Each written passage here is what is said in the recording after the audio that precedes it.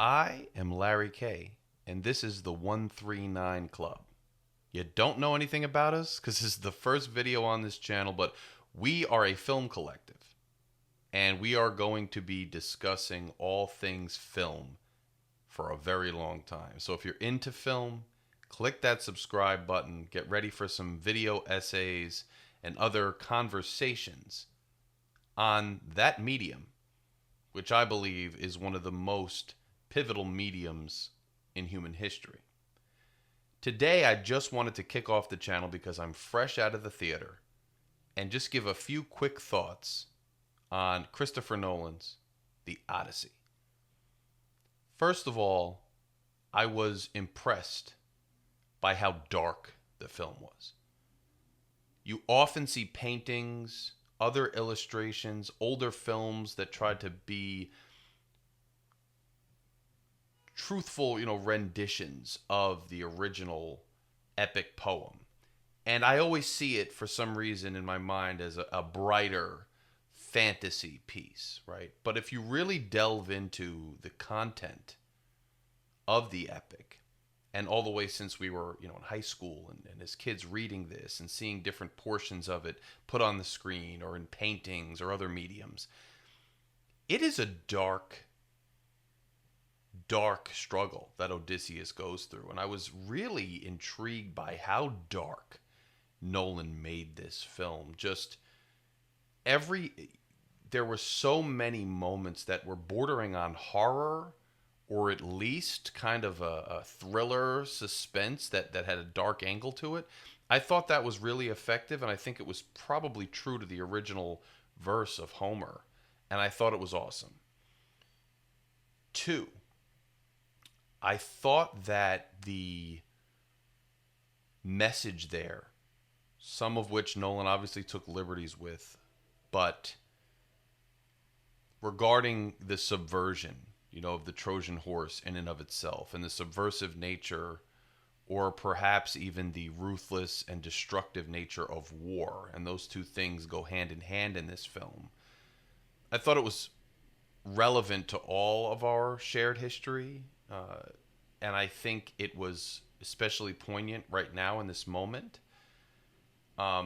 There's been so much, especially within my lifetime, ever since maybe the 1980s greed is good type phenomenon, and it transcends into sports. They're going to lie to you, but they really got something up their sleeve. Or, World Poker Challenge, everybody's going to need a poker face, and bluffing is such an attribute. And politics, you say one thing to get what you want. And there's so much celebration of this subversive nature, right? This dishonesty, this pull the rug out from under somebody. You're a brilliant negotiator if you do that. You're a great businessman if you do that. You're such a skilled person if you get yours by being cunning.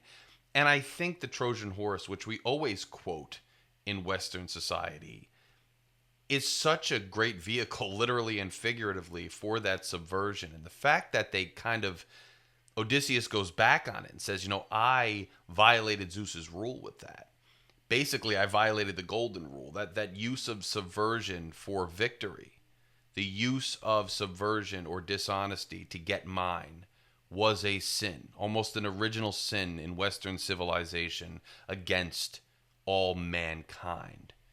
And we need to reclaim ourselves in Zeus's, better light to redeem ourselves. And we've been working to do that ever since. I thought that was really profound, quite frankly, and I thought it really worked well. Speaking of the Trojan horse, I was very impressed. You got to remember, the Odyssey and these ancient Greek works are pivotal. Every society and civilization across human history has their epics or fables or things like that, and they're constantly being retold, constantly being reiterated in different artistic mediums and with different artistic vehicles. And I thought that this epic, which we all know some version of and we've heard, and it's in our modern lexicon, even if it's the word mentor, for instance, right? It's in our modern just subconscious from birth until the end of our lives in this society.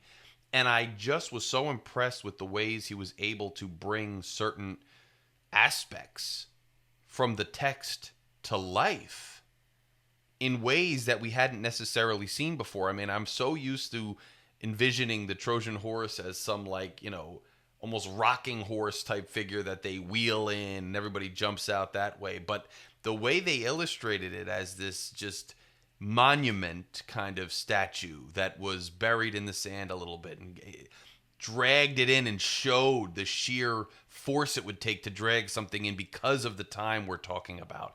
And the way that the horse looked, it's so grand. It was so much more believable that it was this peace offering and this monument. And just some of the scenes in this film, even the Cyclops, right? The Cyclops is a terrifying entity in the text, but it's almost been reduced in so many decades and centuries in at least my mind to almost a cartoonish type giant, that you would, how would it look? How would it be intimidating? How could it really come off? How would that fit? And the way that they were able to construct the Cyclops with the eye kind of sideways in the face, it's like on the tip of your tongue that there's a reason he has the one eye, because his face is so deformed and all of those things. And it was so evident in the design of the monster there that it was just really impressive. And I thought that, the Cyclops, I thought that the Trojan horse, those are all really good examples of how he brought this ancient text to life in refreshing and really riveting ways. And lastly, I say the sound design. I saw this in IMAX, and the sound design was incredible. I mean, when Poseidon was angry and the sea was waging war against them, you really felt like you were in the midst of Poseidon waging war against you. You could feel, I mean, it was pulsing through your body, the sound waves, real literally. You could feel the terror on that ship. And it was such an immersive experience. I thought it was just incredible. I will say I've been going to the movies all the way through, COVID, as soon as we were allowed back in, and immediately after. I have noticed over time that slowly but surely people have been returning to the theaters. I've seen the theaters staff, a few more people. I've seen a little bit longer lines for concession. I've seen the crowds get a little bit more robust. People are making the movies an event again. A lot of people predicted the end of film going, movie theaters. Obviously, you had Netflix vying to buy Warner Brothers. Now Paramount did it, and there's putting a stop on that for now. There's a lot of discussion, and maybe we'll have those discussions right here on the 139 channel. But suffice to say that I tried to get a ticket for the Odyssey in IMAX a week ago for today, and 3 of my first choice theaters near me were pretty much sold out. You'd had to sit right in the front row a week in advance. And the seats I got, the theater was sold out when I was in there today. I mean, the bathroom line after it looked like a ball game. So I think films like this, they're not comic book films, right? Because we relied so much on just comic book films for so many years.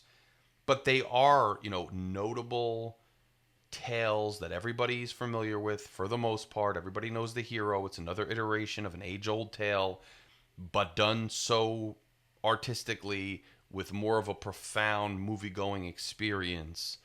I think, are bringing people back to the movies in a big way, kind of accelerating the return to the movies. And I do think this film is another good example, and I've got many where you've got to see it on the big screen. You really should see it on an IMAX screen. You've got to do it with the right sound design that they only have in the movie theater. And this is a good example of how, theaters and the art of going to a theater, putting everything away, every distraction away, and immersing yourself in what's on the screen is still something that's vital for the film consumer. And forget about the industry, but for the medium as an art form. I think this was just really well placed. Reviews through the roof. Of course, you have the few that are mad about the cast or whatever. I mean, I'm not interested in those kind of things. Fantasy is fantasy. Ancient world was much different than today's world. And so for instance, the diversity of the society and of the royalty and of the people, I mean, was, it was a fact of life in the ancient world. And so I thought the casting was excellent. I thought that the element of Odysseus, like I said, kind of even when they raided, it was interesting, right? The contrast.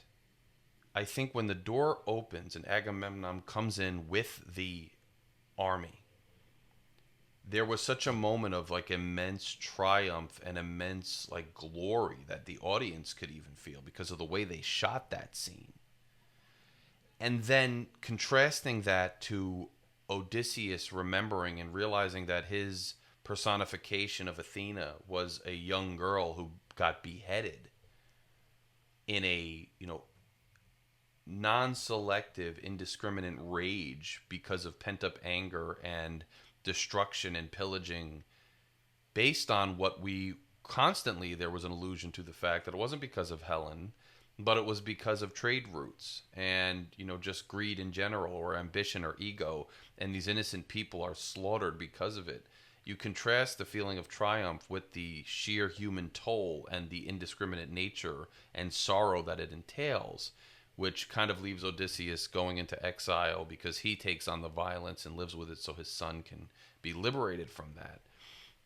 I just thought that was powerful too, right? I thought that there were new lessons learned from an age old tale and old lessons reiterated, which were necessary. And that's more on the substance and themes of the film, which are, we can argue about whether they're more or less evident in the original text or other iterations. But I just thought it was powerful today, and I thought it was brilliantly and seamlessly interwoven into the source material, in addition to all the technical achievements of the film and just the sheer entertainment value. So I was really impressed. We're right in the thick of Odyssey madness, so I thought I'd launch the channel with this little tiny tidbit in discussion.